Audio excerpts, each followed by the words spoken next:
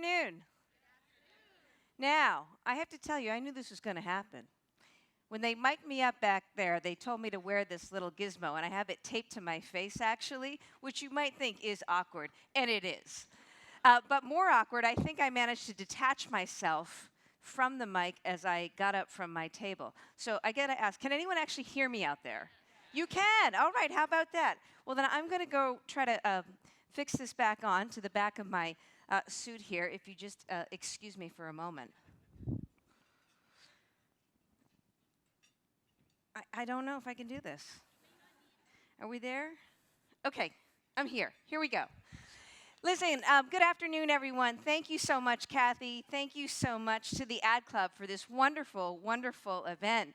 Thank you, of course, to all of the sponsors who made today possible.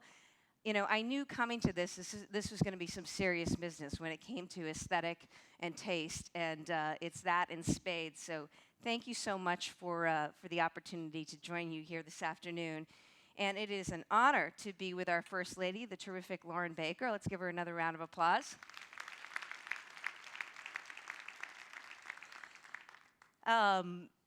Listen, I had an opportunity to connect with some of the speakers you're going to hear from today, and I've had more of an opportunity to read their bios and learn a little bit more about who they are and what they've done. And you are in for such a terrific, terrific afternoon. So this is time well spent. And also, happy Super Tuesday. It is a Super Tuesday, not just because people are going to the polls, but because this event is happening today. As I look out across this room of 1,100 wonderfully energetic, enthusiastic, engaged women, I find that just fantastic. In fact, I'm reminded of a few weeks ago. Do you remember when it snowed in Washington, D.C., and like everything shut down because it's D.C. and they don't like snow? That day, in the midst of the blizzard, some of you may recall the story of the female senators actually making their way to work. They trudged through the snow, they made it, they did it, and they got to work on the floor. And I think it was Senator Lisa Murkowski from Alaska who put it quite well. Something is genuinely different today, and I think it is genuinely fabulous. And that was pretty fabulous, wasn't it? Well, today is fabulous, and I really appreciate the opportunity to be here. Now, when Kathy reached out to me, she told me that the theme of this year was no filter and that I was perfect. And I wasn't sure how to take that. Some of my friends, some of my family might agree, and probably no doubt wish that I had more of a filter. But they're not here, so I'm going to run with it. Because as women, as leaders, and I look out and all of you are leaders in your own right, we need to all start telling it like it is. And that's what I'm going to try to do for a few minutes here today. Now, before I get into that, I think you need to know a little bit about me. And I want to begin by telling you how it is, as I look back, that I actually got here today. I want to take you back to the time when I was 7 years old. I have a niece, Elsa, who's 7, and so I have a good idea of what I must have been like when I was 7. But as I remember it, I was growing up in a small town in Seacoast, New Hampshire, and I remember one night I was at the sink, laying on the sink. That's where my mom used to wash our hair back in those days. And I looked up to her and I said, you know, Mom, I heard of this thing called Girl Scouts and brownies, and I think I'd really like to be one. And she said, well, honey, we have a small town. We don't actually have a troop here. But sure enough, in no time, my mom got to work and founded what became, to this day, Troop 374. And I began as a brownie and then became a Girl Scout. And I just think back about that because I was so lucky at that time to have a mom who was willing to step up and do that for me. And she did that for my 4 younger brothers and sisters as well in different ways. I learned so much from watching her as she did everything that she could to make possible opportunities for all of us. And, you know, it was all the more powerful to me, and is now as I'm so many years older, knowing that for much of that time she was raising the 5 of us alone. She was working full time. She had gone back to work as a school nurse, and it didn't really matter. She was going to do whatever she could to support her children and to answer my call. And I say that because I think we all have an obligation. As you know, across this state, across this city, there are so many young people and young girls who would ask for help, ask for support, who would express interest in something like brownies or Girl Scouts. But for any number of reasons, they may not have adults in their lives to answer that call. And I just want to ask of each and every one of you today to think about what you are doing now to say yes in ways large and small to some young girl out there. I also want to talk about being 7 years old and playing basketball. I started playing basketball when, in fact, I was 7 years old. I was short, still am, and many people told me that that was not my game. I was too short to play basketball. Indeed, my shot at that time could barely touch the rim. But I loved basketball, so I paid it no mind, and I spent a lot of time doing drills, working on my shooting, working on my ball handling. And again, Mom stepped up and supported that effort. When my folks got divorced, if you can believe it, she actually sold her rings and she paved a slot of tar in the back of our yard so that we could actually have a half-court basketball court to play on. I think it was also good for her sanity and a way to keep the five of us occupied for huge chunks of the day. But in any event, I was out there every day pounding away, and I loved it. And I'm so glad that I stayed with it, even if some said that I was too short, because I loved it. And basketball, it turns out, got me through high school, got me into college, got me a tryout for the national team. I was very quickly cut, but it was a good time. And when I was graduating from college, it actually led me away from a decision that a lot of my classmates were making, decisions to go to graduate school or to go into investment banking or explore some other option. And instead, I ran for the hills and actually set out for Europe to play basketball in a women's professional league. In that and through that experience, it was basketball that gave me a chance to see the world, to make lasting friendships, and to grow perspective. And it also led me back to law school because at the time, I was playing in Austria. And it was at the time, 1992, when Yugoslavia was in the midst of a terrible civil war, and there were so many refugees who were fleeing over the border into Austria, into the city of Salzburg where I lived. And it was then that I really developed a new appreciation for freedom, for opportunities that our country offers, the right to speak your mind, the right to make your own decisions, the power and the possibility of a democracy. And that really affirmed for me the decision to come back to Boston and go to law school. I loved being a lawyer, went to a big firm, had a great time there, but then made a decision to take a big pay cut years ago to become a civil rights attorney in the Attorney General's office. And that was a big decision for me, and a lot of people wondered if I had lost my mind. But I went back to basketball and staying with something that is in your heart and that you're passionate about. And with that, finding that if you follow your heart, what follows is usually a pretty good course, or at least one that you can feel comfortable with, regardless of how things work out. And they worked out pretty well. I got to work in the office, and one of the cases that I was proud to be a part of was our challenge to the Defense of Marriage Act years ago. Some of you are familiar with that case, but that was a case that denied married same-sex couples recognition by the federal government, a terribly discriminatory law. Well, I got to argue that case in federal court, and here's where basketball helped me out again, because it reminded me that even though as I stood at that podium, my knees were a little wobbly, my throat was dry, my palms were a little sweaty, I just tried to remember that this was something that was in my heart that I cared about. And then I pretended that I was on a basketball court instead of actually in a trial court. And it all worked out. We won the case, and we were on from there. I later went to run for Attorney General, which was probably, most certainly, the most uncertain thing I have ever done. But like decisions I made before, it was simply about following what was in my heart, that I would always be comfortable with that decision as a result. And you know the rest of the story. But my point is that for me, following your heart, following your passion is really, really important. See, I'm not a risk taker. You know, you're going to hear from Sasha lately. She's nuts. She scales up those rocks. I am not a risk taker.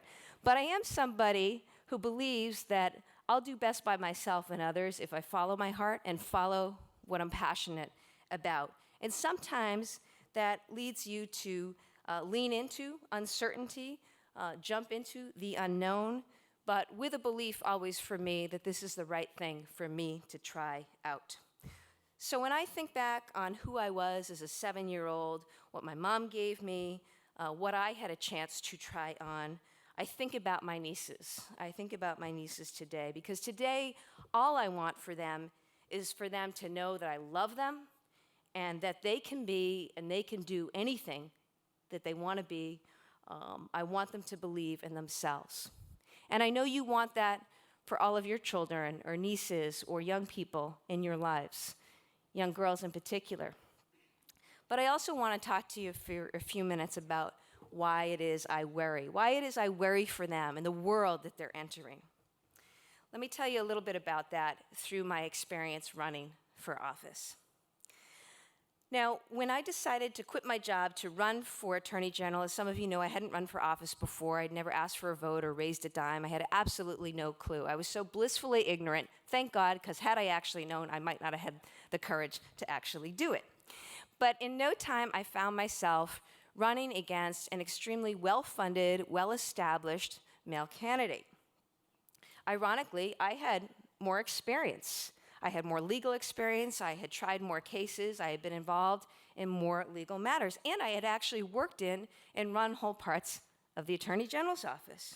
But it was amazing to me, though it shouldn't surprise me as I look back, how many people doubted that success for me would be possible. I got calls from people suggesting that I drop out. I got calls suggesting that I call my opponent and ask if he might be willing to take me on as a running mate, so to speak, and be his first assistant.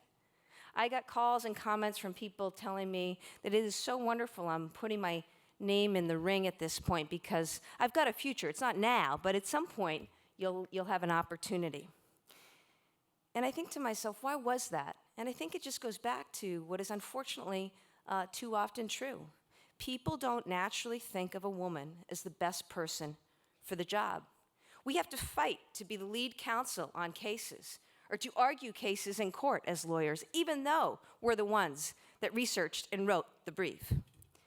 What do you think people would say if a 43 or 44-year-old woman, and I'm thinking it is Super Tuesday of Rubio and Cruz, what do you think if a woman who's 43 or 44 were running for president right now in this country?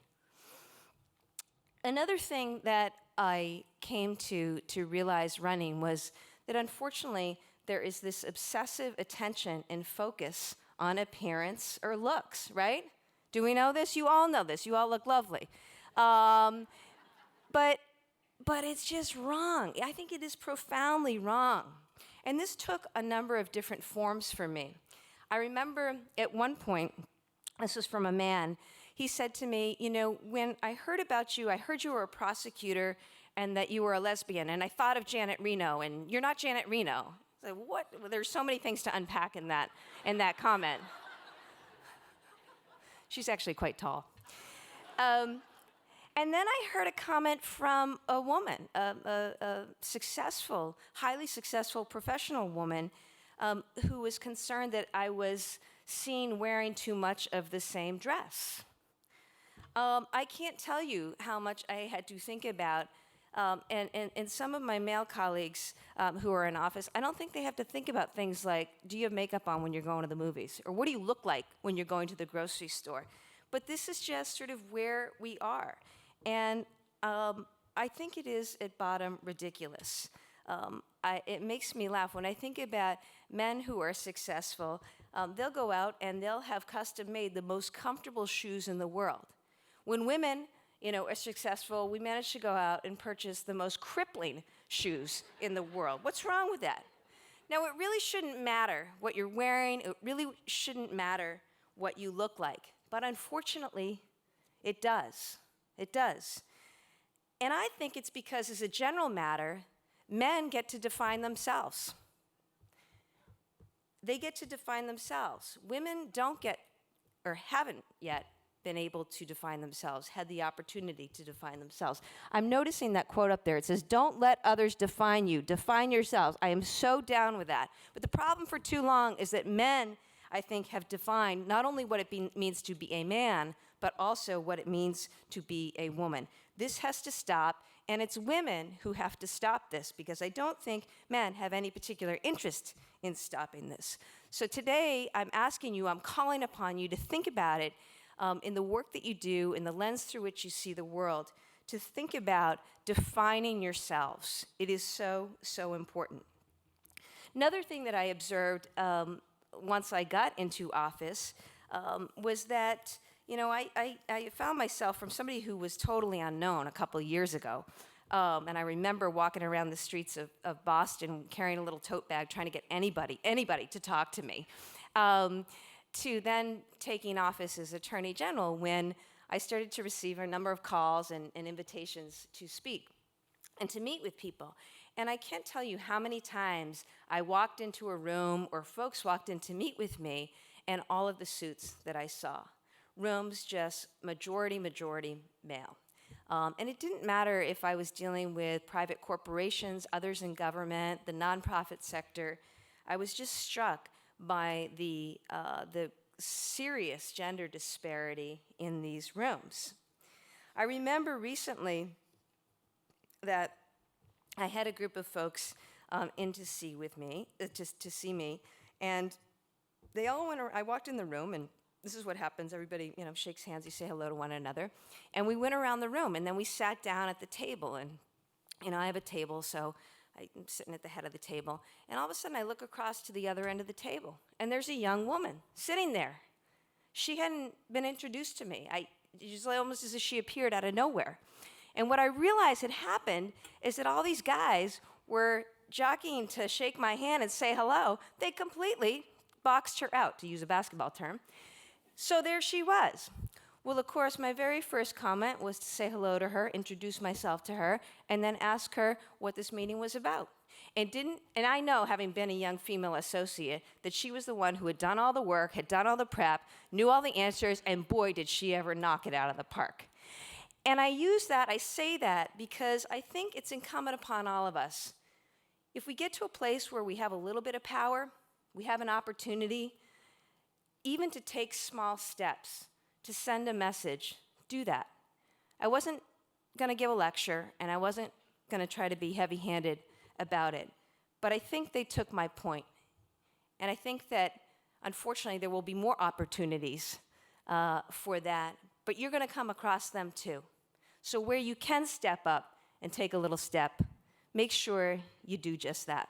We cannot become complicit in the same conduct. It is so important that we define ourselves and that we take this head on. I also want to tell you a little story about something that happened to me a couple months ago. I was over reading to a group of young elementary school students in Dorchester. I love this. There's so many aspects of my job that I love, but this is terrific when you get to go into a classroom and spend time with little ones. Now, their teacher had prepped them. It was pretty clear to me that she had spent time and explained to them what the Attorney General does and what I'm all about and what our office does. And I think that based on their questions and their comments to me, they thought that I was pretty much somebody who was in charge and had a fair amount of authority and power. But shortly after we got done reading and talking, a gentleman walked into the room. He was wearing a suit. And immediately, a little boy put his hand up and said to me, after we've just talked about all the powers and the authority of the Attorney General's office and the whole 9 yards, "Is that your boss?" I'm like, whoa. So I thought to myself, we have a lot of work to do. We have a lot of work to do.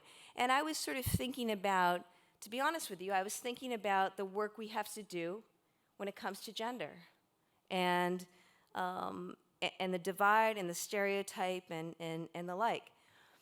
But I felt bad a few hours later because I was thinking that evening, you know, that little boy said that. That little boy was African American. And he saw a white man in a suit walk in. Did he make that comment because I'm a woman? Or did he make that comment because he's a little African American boy and to him, the white man is the boss, is the man. I don't know. But either way, it's evidence to me that we all have work to do. Because culture really trains us, really ingrains in us so many unfortunate stereotypes and judgment. And that's why I think we are far too obsessed as a culture with appearance and the like. And I'm just asking for your help because we need to change that. You all out here, there is no more powerful room of message makers than the folks gathered in this room. Use your skills, use your power, and use your platform because it can and will make a difference. Now, because I'm a lawyer, I think it's only probably fair that I get to say a few things about the law because I know you're going to go do that work. I know you're going to leave here today and think about message and think about the lens and think about stereotypes and think about culture, and you're going to be there helping us to define ourselves. But I also know that we need help when it comes to the law to change some of these practices, and that means a little bit on policy. We've heard a lot about work-life balance, about leaning in, about opting out, about you can have it all, no, you can't have it all. A lot of healthy and positive discussion about that. But let me tell you how I see it. You know, we know what it's like to be as women in a largely male-dominated workplace. Working moms, your partner, your caregiver in many instances to aging parents, all of these different roles, so many different roles we play as women. We talk about this as a dynamic. We don't talk enough about this as a struggle, which is really what it is. Nor do we talk enough about what is really at the root of this, and so much of it has to do with some of the underlying structures, webs of laws and policies that impact how we as women can or cannot, in some instances, succeed in the workplace. And we have the power to change those laws. We really do. But we need to act. And in fact, if we don't act, no one's going to act for us. I just wish those female senators back a few weeks ago could have been able to sneak a few things in that day that they were on the floor. You know, on my way to the airport last week, I saw a billboard that many of you have probably passed as you're driving to Logan.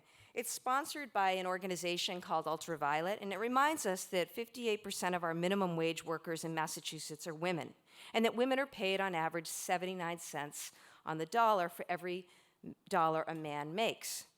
Here's what the billboard doesn't say. The numbers are even worse if you're a woman of color. African American women earn about 66 cents on the dollar. Latina women make just about 54 cents. Can you believe that? It's terrible. At the largest companies in Massachusetts, women still make up only about 13% of board members, and not even 10% of the executives. Nationwide, just 24% of state legislators are women. I just got back from a conference with other AGs from around the country. There are less than 10 of us who are females, Democrat or Republican, across this country. It matters, and these are the people who are responsible for enforcing the laws. And we know that of the 112 justices that have ever been on the Supreme Court, only 4 have been women. Can you believe that? Only 4 out of 112 justices on the Supreme Court have been women. So it's hard. There are big fights we need to take on. Many of them will be waged and need to be waged at the state level and at the federal level, but also they need to be waged in boardrooms and courtrooms across the country because we need more women with more seats at the table. I'll tell you about a couple things that I think we can and should be doing. As you know, our office is working on many fronts. We're focused on the insane cost of higher education and the crushing weight of student debt. We're fighting to reform our criminal justice system and keep guns off our street. We're tackling the heroin and prescription drug epidemic that's taking more lives now than ever across our state. But one of the things I'm also really, really focused on is leveling the playing field, and leveling the playing field when it comes to women. Leveling the playing field for the average woman who is trying to support a family on less than $40,000 a year in a full-time job. 40% of households across this country with children have women as the primary or sole breadwinner. Leveling the playing field for our daughters and nieces and granddaughters who might look around a boardroom and count themselves out. So what are we doing about it? Well, as is so often the case, the hardest work starts at home. And one of the things I did after getting sworn in as Attorney General was to implement a paid parental leave policy in our office for moms and dads, including parents who adopt or participate in foster care. That hadn't been done before. Parents, and particularly women who get paid parental leave, are more likely to return to work and stay in the workforce. They're more productive when they do return to work. They earn more, and they're much less likely to end up on public assistance. This is what we know. This is why paid parental leave policies make sense. We also improved our flexible work policies, too. Then we undertook a review of all the salaries of the 500-plus staff in our office to address any disparities in pay between men and women, and we corrected them. We also required all of our employees to undertake unconscious bias training. We wanted to eliminate prejudice and stereotyping in our actions with one another, with colleagues in the office, with agency clients, and most of all, with the public. But we've taken our fight to the State House, too, advocating for much-needed updates to our state's pay equity law, which is the oldest in the nation. Right now, that is being debated in the legislature. I think it's an important piece of legislation directed at leveling the playing field, improving transparency of salaries, preventing discrimination, and hopefully breaking the cycle of unequal pay. We also teamed up with the New England Patriots Charitable Foundation to tackle the enduring problem of relationship violence, which prevents too many women from achieving their dreams. Domestic violence is still the leading cause of injury to women, and 1 in 3 young people today is the victim, or will be the victim, of sexual, physical, or emotional abuse. With help now from the Patriots, we are in 100 high schools across this state teaching young people about how to prevent, respond to relationship violence, empowering them with emotional competencies to better engage with one another and develop healthy relationships. And from the steps of our healthcare clinics to the halls of the Supreme Court, we're fighting for reproductive freedom to make sure that every woman in the state will have access to birth control if she wants it and the health care she needs. This is not only a matter of personal dignity and autonomy and privacy, it's also, folks, a major economic issue. So these are some of the things that we're working on, but I'll tell you, we can't do it without you. We need to engage in this work together. I ask you to consider putting some of these same policies in place at your own companies and organizations if you haven't already. And then on a broader scale, I ask for your help in defining ourselves. Talk to legislators about issues that are important to you. Take an opportunity to write a letter to the editor or write an op-ed. Help launch an advocacy campaign. Support even a woman running for office, school committee, finance committee, selectmen, or do something really crazy and run for office yourself. As I said, when I decided to run, nobody asked me, and I'd never been on a ballot. And a lot of people said it wasn't my turn, but it turned out they were wrong. I'll tell you what, it's our turn. It is our turn. And I think that one of the most simple and best things we can do is to support other women, whether that's mentoring younger women like I talked about, encouraging our female colleagues, or having honest and real conversations about the challenges we face. This is how we're going to get it done. You're all role models out there for your families, for your companies, in your communities. You're also leaders, and now's the time to step up with no filter, to advocate and to do what is right. I look forward to working with you in the time ahead. Enjoy the rest of this terrific program. And again, many thanks to the terrific Ad Council for the work it has done for so long in putting on this event. Thank you.